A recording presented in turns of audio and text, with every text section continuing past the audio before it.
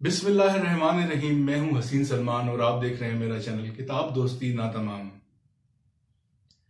حی علی الصلاح حی علی الفلاح۔ آج کی جو زیر نظر کتاب ہے وہ اسلام کے پہلے مؤذن کے بارے میں ہے۔ آپ سب یقیناً پہچان گئے ہوں گے، حضرت بلال رضی اللہ تعالیٰ عنہ کی شخصیت کے اوپر ایک لکھی گئی کتاب جو آئرلینڈ کے ایک رائٹر H.A.L. کریگ نے لکھی۔ کتاب پہ جانے سے پہلے میں تھوڑا سا ان کے رائٹر کے بارے میں آپ کو بتا دوں۔ یہ آئرلینڈ میں پیدا ہوئے H.A.L. کریگ صاحب 1921 میں، اور ان کا جو انتقال ہے وہ 1978 میں ہوا۔ انہوں نے یہ کتاب لکھی ہے، میرے ہاتھ میں ہے یہ کتاب، حضرت بلال، سیدنا بلال۔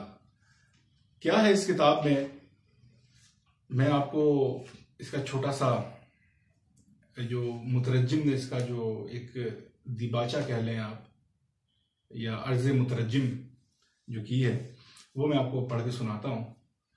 حضرت بلال حبشی نسل کے غلام تھے۔ حضرت ابو بکر صدیق نے آپ کو خریدا۔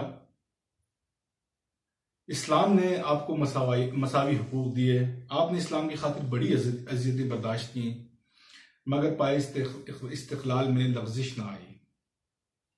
حضور نے مدینے میں آ کر نماز کا با جماعت اہتمام کیا۔ جی ہاں، با جماعت اہتمام مدینے میں ہوا تھا، مکہ میں تو ممکن نہیں تھا با جماعت، کیونکہ مکہ میں جو 13 سالہ زندگی ہے نبی کریم صلی اللہ علیہ وسلم کی، اس میں باقاعدہ نماز نہیں ہوئی تھی۔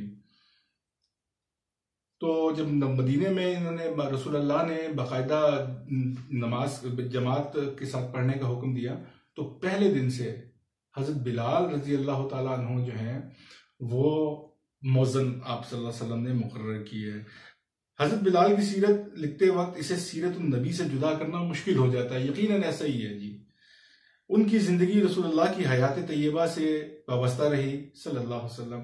نبی صلی اللہ علیہ وسلم کا 12 ربیع الاول 11 ہجری کو مدینہ میں وصال ہوا، جبکہ حضرت بلال نے 20 ہجری کو دمشق میں انتقال فرمایا، تقریباً 8 سال کے بعد آپ صلی اللہ علیہ وسلم کے وصال کے، جہاں آپ جہاد کے لیے تشریف لے گئے۔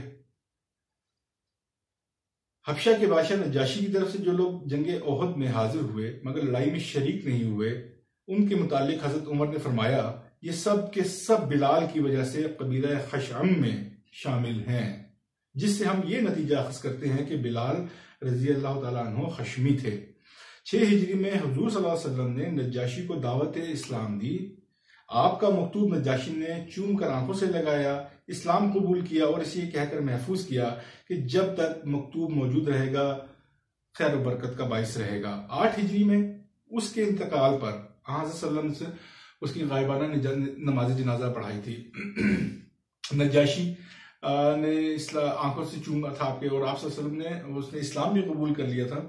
اور آپ صلی اللہ علیہ وسلم کیونکہ مدینہ النبی میں تھے، مدینہ المنورہ میں تھے، تو جب آپ کو خبر ملی نجاشی کے انتقال کی، تو آپ صلی اللہ علیہ وسلم نے مدینہ میں ہی صحابہ کرام کے ساتھ مل کے غائبانہ نماز جنازہ اس کی ادا کی تھی۔ 8 ہجری میں اس کے انتقال پر بلال بن رباح اور آپ کے بھائی سہیل بن رباح بنی سباق میں یتیم رہ گئے تھے۔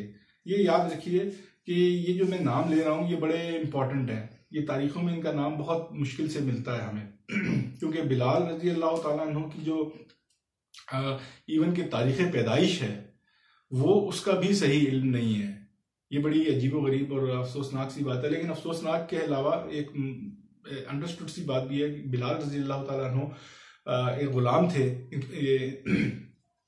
بلال بن ابی رباح، تو ان کے والد بھی غلام تھے، تو ظاہر ہے غلاموں کی جو زندگی ہوتی ہے اور ان کا کون والی وارث یا پرسان حال ہوتا ہے، تو کجا یہ کہ ان کی کہیں تاریخ پیدائش محفوظ ہوتی، تو اس لیے ایسا ممکن نہیں تھا۔ والد کی وصیت کے مطابق انہیں بنی جماع کے حوالے کر دیا گیا، جہاں آپ کو بڑی اذیتیں پہنچائی گئیں۔ آپ کی والدہ ماجدہ کا نام حمامہ تھا، جو بعد میں مشرف با اسلام ہوئی۔ حضرت بلال سروقد مضبوط توانا جوان تھے، مگر نحیف نظر آتے تھے۔ خد و خال میں حبشیوں کی سے تھے، گھنگریالے بال، موٹے ہونٹ، سرخ سرخ آنکھیں، اذان دیتے تو سننے والوں کے دل دہل جاتے، آواز میں سوز و گداز تھا اور خوش الہانی بھی، اذان کی آواز گونجتی تو سننے والوں پر وجد طاری ہو جاتا۔ ایک اور روایت کے مطابق بلال کے بھائی کہیل بن رباح نہیں بلکہ خالد بن رباح تھے۔ آپ کی ہمشیرہ کا نام افرا بنت رباح تھا، جنہیں عمرو بن عبداللہ نے آزاد کر دیا تھا۔ حبشہ جو تھا اس زمانے میں آج کل کا ایتھوپیا کہلاتا ہے، یہاں سے ان کا تعلق تھا۔ آپ غلام تھے، لیکن بہت مشکل سے آپ صلی اللہ علیہ وسلم آپ کی جو بلال رضی اللہ تعالیٰ عنہ ہیں، ان کی ہمیں ان کے بارے بیک گراؤنڈ کا بہت کم پتہ چلتا ہے۔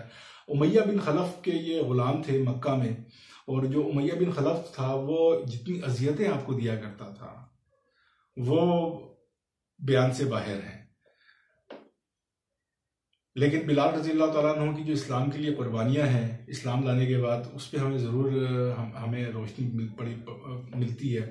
آپ بدری صحابی بھی ہیں، بدر میں بھی، احد میں بھی نبی کریم صلی اللہ علیہ وسلم کا سایہ بنے ہوتے تھے، بالکل ساتھ ساتھ رہتے تھے، آپ کے غلام تھے، آپ کے جانثار صحابی تھے۔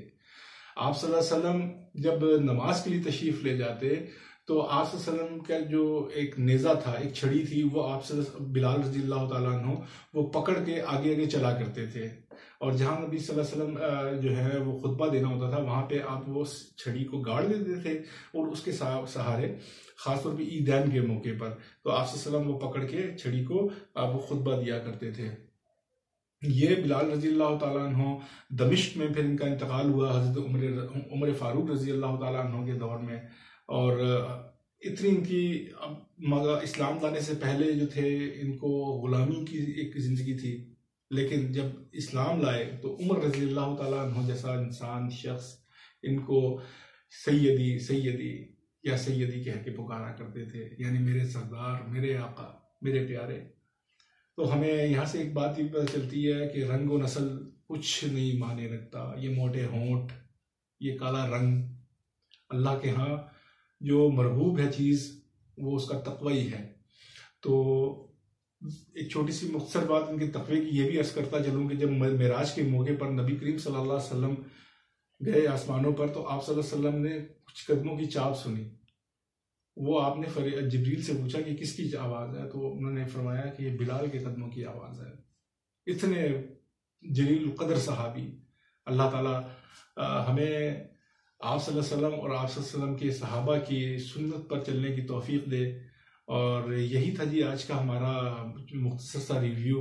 امید ہے